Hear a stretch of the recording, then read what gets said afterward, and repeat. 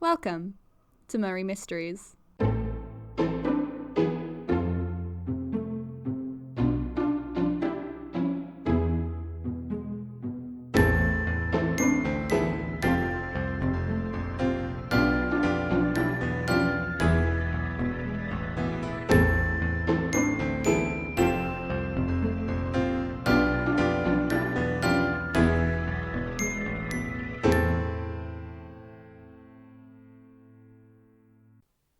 Hello, listeners. Apologies, Ow! It's been a long night and I'm running late for, well, just about everything, but I promised I'd keep this log up to date and I always keep my promises.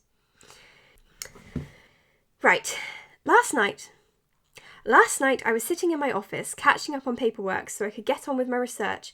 I'd left the door open because I like to think an open door policy will help the staff and patients see me as a more accessible figure and, well, it doesn't matter. The point is the door was open and R came running in and it took me about a second to realise he was holding one of the knives from the kitchen, but it was a second too late.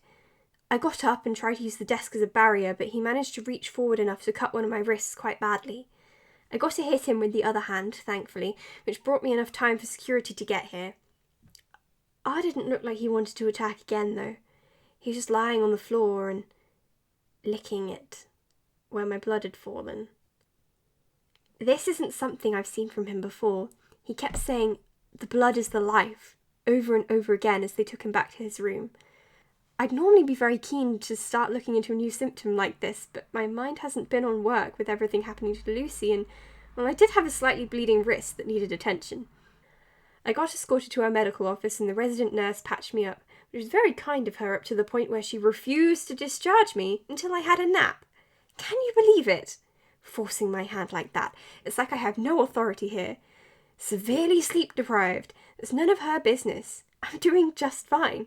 I lost some precious hours to that little nap, and now I've got no work done, and 12 missed calls. That's not good. That is really not good. Hold on.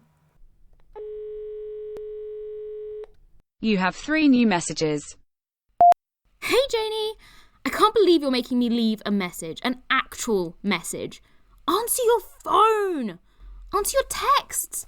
Nobody leaves voicemails anymore. This isn't the 90s. Anyway, I thought I'd tell you I'm doing fine, since I know you're always desperately worried about me. But it looks like you're too busy to think about me much anyway. You better be on a hot date. Or a spontaneous quest for pizza or something, because if you're ignoring me for work, I'm gonna be real offended. Last night went well, since you're asking. Like the night before, and the night before that one. Prof isn't quite as fun to tease as you are, but she's surprisingly good at poker. She said she had to go to London overnight to check out some books. King's College Library won't send them. So it looks like you're on Lucy duty today. Lucky you. Jane! Hello? Listen, I'm sorry for the last minute call, but I have to go to London tonight. You know how those university librarians are. Would you watch over our patient tonight? She's doing much better, but this isn't the time to relent. I'll check in tomorrow as soon as I get back. See you then! Guess your hot date went well. Either that or you're eating all the pizza without me. Good for you. Don't worry about me, alright? I can handle one night on my own. Just me, Mum, and the garlic. I'll make sure to keep the stinky shield up. Nighty-night. Shit. I have to go. Let's give this a shot. I was inspired by Dr. Seward's habit of recording her notes orally. It does seem faster and more convenient than writing them down. And one isn't tempted to cut out things that seem insignificant on first thought, but might be important later on. A brilliant idea, really. I am currently walking from the station to Miss Westender's house. This has been a successful trip. Most of the books I tracked down to the King's College Library turned out to be irrelevant. But one of them did contain some information that could change... Jane! Hello? Out to get breakfast? What happened to your wrist? I'm so sorry. A lot happened last night and I only just got your message this morning. I was just about to check on Lucy. You mean...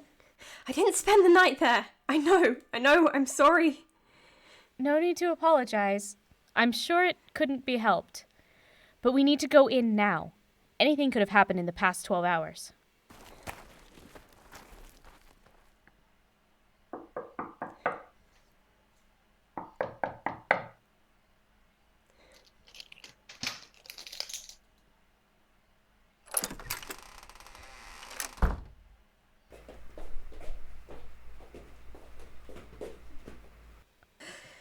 Oh God. No. Is she? Should I call the police? An ambulance? What do we do? Ambulance. She's still breathing. Barely. Right. Come on, stay with us. Just a little bit longer. Is that... It's done. They'll be here in 5 minutes. What's this? I believe this is a tape recorder. And? She must have left a message before... Oh. We should play it. What? No, we need to make sure she holds on until the ambulance arrives. There's nothing more we can do except wait, Jane.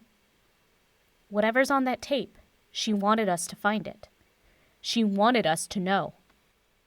Fine then. You play it. I just... can't.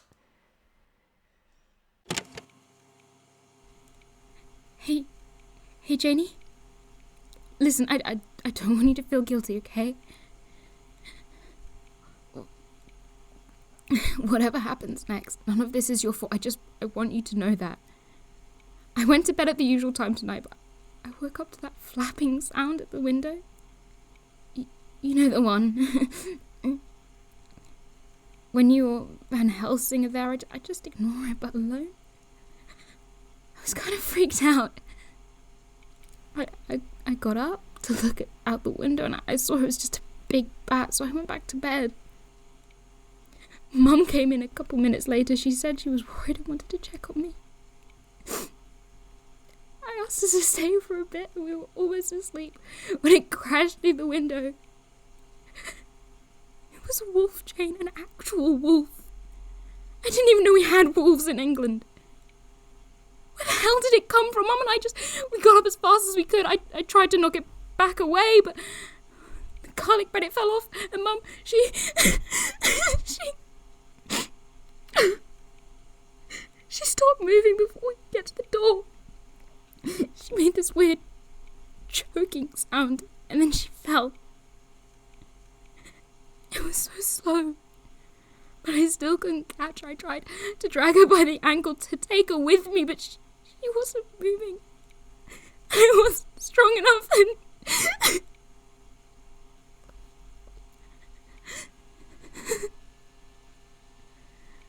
I think it was too late anyway.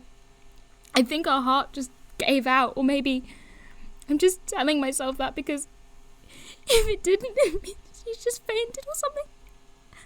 It means I left her there, and it's my fault she's dead. Of course, my phone was on the bedside table, and well, it's too late to call for help now. I'm in the kitchen now, and I found this old tape recorder in the drawer. I can't believe she kept it. I always tell her that she should Marie Kondo the place and throw out all my stuff, and she said she couldn't bring herself to do it.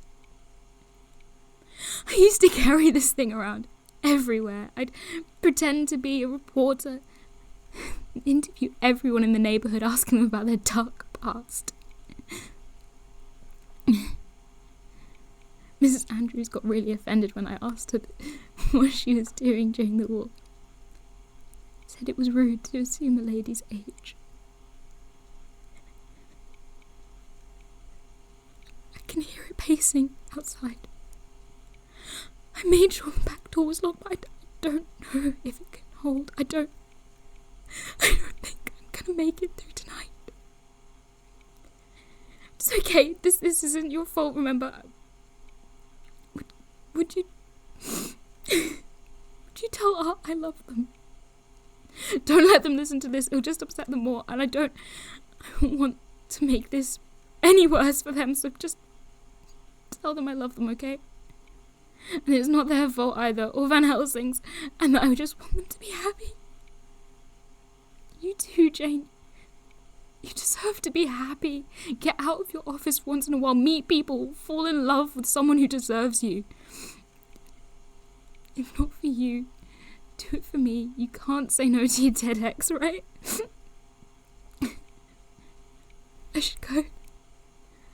I want to keep talking. Talking helps. But I don't know how long this old thing will hold, and I can't risk ruining this tape.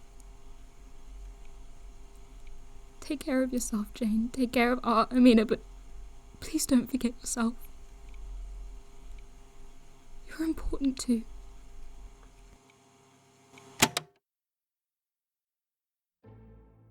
Murray Mysteries is a Nove storytelling production. This episode was written and produced by May Tudyk and featured Bevan Tankard as Dr. Jane Seward, Rebecca Krause as Professor Van Helsing, and Megan John as Lucy Westenra. If you like our work and would like to support us, you can sign up for our Patreon at patreon.com/Nove Storytelling, or follow us on Twitter, Instagram, and Tumblr. Thank you for listening.